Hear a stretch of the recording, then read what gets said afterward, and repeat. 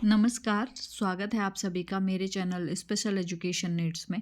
तो आज हम देखते हैं कि आरसीआई से अगर हम कोई कोर्स करते हैं तो उसका रजिस्ट्रेशन कैसे करते हैं। तो हम यहाँ पर जानेंगे किस तरीके से रजिस्ट्रेशन करते हैं। तो हमें गूगल ओपन करना है और उस पर लिखना है आरसीआई। आरसीआई पे क्लिक करना है तो खुल के आ जाएगा रिहैबिलिटेशन काउंसिल ऑफ इंडिया, उस पर क्लिक कर देंगे।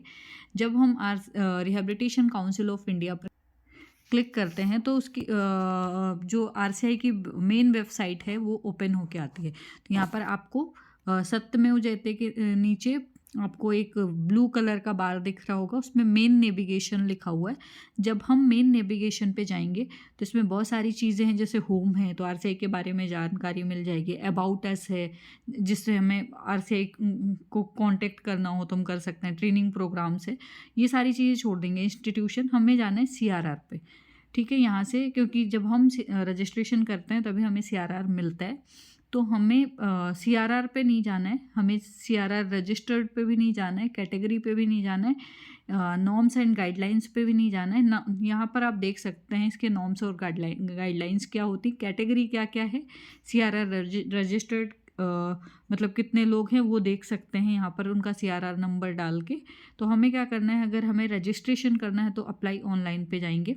जब हम अप्लाई ऑनलाइन पे तो ये ई रजिस्ट्रेशन पोर्टल खुल के आता है। आप वैसे भी लिख सकते हैं आरसीआई ई रजिस्ट्रेशन पोर्टल गूगल पे, तो यही ओपन हो जाएगा। वहाँ पर जाने की ज़रूरत नहीं है, डायरेक्ट आ जाएगा। तो इसमें गाइडलाइन है, क्या क्या मतलब गाइडलाइन है वो आप देख सकते हैं यहाँ पर जाके। अपडेट प्रेजेंट एम्प्लॉयर, अगर आप कहीं पे जॉब कर रहे हैं तो यहाँ पर अपडेट कर सकते हैं, ठीक है। फाउंडेशन कोर्स जितने भी होते हैं उनका रजिस्ट्रेशन यहाँ पे होगा। ट्रैक की और एप्लीकेशन, इसमें क्या होता है, जब आप रजिस्ट्रेशन कर देते हैं उसके बाद आपका रजिस्ट्रेशन कहाँ पर पहुँचा, अप्रूव हुआ या नहीं हुआ, वो ट्रैक कर सकते हैं। लॉगिन, अगर आप पहले से रजिस्टर्ड हैं तो यहाँ पर लॉगिन कर सकते हैं। तो हम रजिस्टर्ड नहीं है क्योंकि हमारा प्री रजिस्ट्रेशन है, तो हमें सबसे पहले क्या करना पड़ेगा, क्रिएट लॉगिन आईडी, ठीक है। क्रिएट लॉगिन आईडी पर क्लिक करते ही आपको एक ऐसा वो दिखेगा। यहाँ पर आपको क्या करना पड़ेगा, रजिस्ट्रेशन करना पड़ेगा। अगर आप पहले से रजिस्टर्ड हैं तो यहाँ पर आपको नहीं करना पड़ेगा, आप सीधे क्या करेंगे, लॉगिन पे करेंगे। और अगर आप नहीं हैं तो आपको क्या करना पड़ेगा, इसमें से are you already registered with the council, क्या आप पहले से परिषद में पंजीकृत हैं या हाँ या नहीं।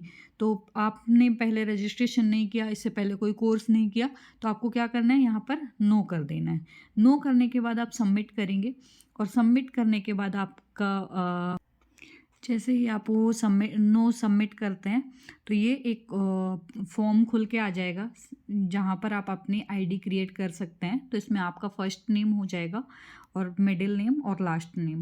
जैसे आपका कोई भी नाम है, जैसे फॉर एग्जांपल XYZ कोई भी ले लेते हैं, जैसे आशा कुमारी है तो आशा आपका फर्स्ट नेम और कुमारी क्या हो जाएगा, लास्ट नेम। मिडिल में अगर कोई पढ़ता है तो वो डाल सकते हैं जिनके नाम में 3 वो आते हैं, ठीक है, तो वो कर सकते हैं। फिर ईमेल आईडी डालनी पड़ेगी। ईमेल आईडी आपको वही डालनी है जो ऑलरेडी आपकी मेल आईडी आपको वही डालनी है जो चल रही हो, एक्टिव हो, ठीक है। तो यहाँ पर मेल आईडी और मोबाइल नंबर भी वही डालना है जो एक्टिव हो, क्योंकि यहाँ पर आप जब भी आप रजिस्टर्ड करते हो तो आपका मोबाइल नंबर से भी कर सकते हो। मोबाइल नंबर पे OTP आता है, उसके द्वारा कर सकते हैं। आधार कार्ड, आपका जो भी पासवर्ड है आप क्रिएट करना चाहते हैं वो यहाँ पर करके और ओके कर देंगे, ठीक है।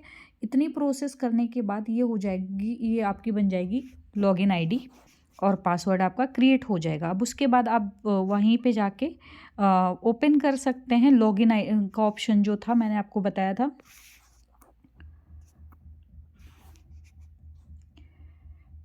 आप यहाँ पर आके लॉगिन पे जाके आप उसको लॉगिन कर सकते हैं।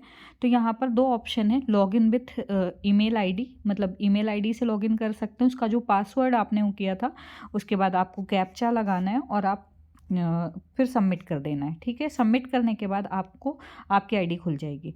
लेकिन अगर आपका ईमेल आईडी आपको ध्यान नहीं है, याद नहीं है, तो आप जो मोबाइल नंबर रजिस्टर्ड है उससे भी कर सकते हैं। तो मोबाइल नंबर पे जब हम क्लिक करेंगे तो यहाँ पर मोबाइल नंबर डालते हैं। फॉर एग्जांपल जैसे मैंने अपना मोबाइल नंबर डाल दिया, तो जैसे यहाँ पर मैंने अपना मोबाइल नंबर डाल दिया तो ये ओटीपी आ गई। ओटीपी को मैं कॉपी करूँगी और उसके बाद यहाँ पर डाल देंगे। ठीक है, ओटीपी डालने के बाद यहाँ पर कैप्चा डालना है जो आपका यहाँ पे पेस्ट कर देंगे। उसके बाद ये कैप्चा डालना है आपको। कैप्चा में क्या करना है, ओटीपी वेरीफाइड हो गई। कैप्चा में क्या करना है, जो भी है जैसा है वैसा ही आपको डालना है। उसके बाद कैप्चा डालने के बाद आप सबमिट ऑप्शन पे जाएंगे और सबमिट ऑप्शन पे जाके ये पूरी वो खुल जाएगी। फिर यहाँ पर जाके अगर आपको कोर्स लगाना है तो आपको क्या करना पड़ेगा, यहाँ पर भी वही सारे पॉइंट आ जाएंगे। यहाँ से आप ऑथेंटिफिकेशन सर्टिफिकेट जो होता है सब उसमें ये लगता है, तो आप ये देख सकते हैं। यहाँ से डाउनलोड हो गया, ये ओपन होके आता है। इसको आप ये आपको कॉलेज की तरफ से मिलता है, वहाँ से साइन होके और मोहर लगा के देते हैं। ये अपलोड होता है उसके साथ। अगर ये नहीं है तो आपको दिक्कत आ सकती है, तो इसलिए ये होना ज़रूरी है। ठीक है, तो ये ऑथेंटिफिकेशन लेटर चाहिए। उसके साथ आपकी जो भी आपका कोर्स है उसकी लास्ट ईयर की मार्कशीट, उसका सर्टिफिकेट, 10th की मार्कशीट या 12th की मार्कशीट और एक फ़ोटो चाहिए। ठीक है, वो आपको अपलोड करना पड़ता है उस पर। तो ये सारे डॉक्यूमेंट्स अपलोड। अब अगर हमें कोर्स लगाना है तो हम क्या करेंगे, एप्लीकेशन स्टेटस पे जाके यहाँ पर हम ट्रैक कर सकते हैं। ठीक है, यहाँ पर ऑप्शन है क्योंकि मैंने पहले से अपना वो कर लिया है, तो additional qualification, certificate of good standing, ये सारी चीज़ें। तो यहाँ पर आपका लिख के आएगा कि फिल एप्लीकेशन फॉर्म या ऐसा कुछ ऑप्शन आएगा जिस पे जाके आप फॉर्म को फिल कर सकते हैं। ठीक है, जब आप फॉर्म फिल करने जाएंगे तो एक प्रोफार्मा आता है जो मैं आपको दिखा रही हूँ। इस तरीके से एक प्रोफार्मा आता है, जो आप वहाँ पर नाम लिखते हो वही नेम यहाँ पर आता है, मिस स्नेहा। आपको कुछ गलत नहीं करना है, अगर गलत हो जाता है तो काफ़ी दिक्कतें आती हैं। सेंटर नेम या कुछ भी गलत हो जाता है तो काफ़ी दिक्कत आती है। ठीक है, तो जो भी डिटेल आप डालें वो सबसे पहले बहुत अच्छी तरीके से चेक करें। तो इसमें कैंडिडेट नेम है, एप्लीकेशन इसमें फादर्स नेम, हस्बैंड नेम, जो भी है, ओम प्रकाश, मतलब XYZ कुछ भी कर सकते हैं आप, ज़रूरी नहीं है। एड्रेस है, परमानेंट एड्रेस है, जेंडर है, UDID नंबर, अगर डिसेबिलिटी है कोई तो UDID नंबर हो जाएगा।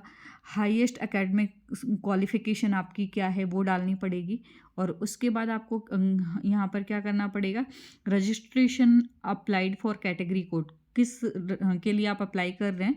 तो जैसे हमने कोई कोर्स किया है, ट्रेनिंग का कोर्स है, टीचर ट्रेनिंग का, तो यहाँ पर आ जाएगा स्पेशल एजुकेटर 05 ऑप्शन चुनना है आपको, special educator for educating and training handicapped. और दूसरा है rehabilitation qualification programme qualification code, आपका कोर्स कौन का सा है। जैसे इसमें ये जो इनका जो कोर्स है वो स्पेशल एजुकेशन इंटेलेक्चुअल डिसेबिलिटी है, इंटेलेक्चुअल डेवलपमेंटल डिसेबिलिटी है, आपका कुछ और हो सकता है।